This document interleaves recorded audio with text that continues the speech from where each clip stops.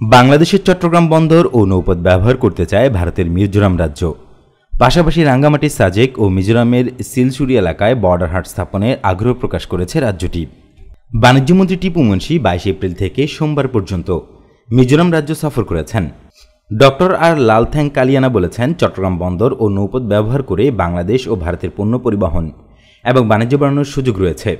এ বিষয়ে মিজোরামের পক্ষ থেকে পদক্ষেপ নেওয়া হয়েছে। তিনি জানান, বর্ডার হাট স্থাপন করা হলে উভয় দেশ উপকৃত হবে। অন্যদিকে বাংলাদেশের পররাষ্ট্রমন্ত্রী একে আব্দুল মোমেন বলেছেন, র্যাবের উপর মার্কিন নিষেধাজ্ঞা প্রত্যাহারে ভারতের সহযোগিতা চেয়েছে বাংলাদেশ।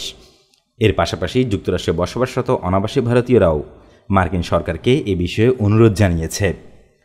এর আগে গত রোববার রাজধানীর এক আলোচনায় মার্কিন রাষ্ট্রদূত পিটার হাস বলেছেন, সুনির্দিষ্ট পদক্ষেপ ও জবাবদিহি নিশ্চিত করা ছাড়া র্যাবের উপর আরোপিত নিষেধাজ্ঞা প্রত্যাহারের কোনো সুযোগ নেই। পিটার হাসের এই বক্তব্যের প্রসঙ্গে পররাষ্ট্রমন্ত্রী জানান, তিনি যা বলেছেন সেটা ঠিক আছে। তারা জবাবদিহির কথা বলেছেন। আমাদের তো অভ্যন্তরীণ জবাবদিহির ব্যবস্থা আছে। নারায়ণগঞ্জের ঘটনার ফাঁসি দেওয়া হয়েছে। অন্যায়ের জন্য কয়েকশো র্যাব কর্মকর্তার চাকরিচ্যুতির ঘটনাও ঘটেছে বাংলাদেশে।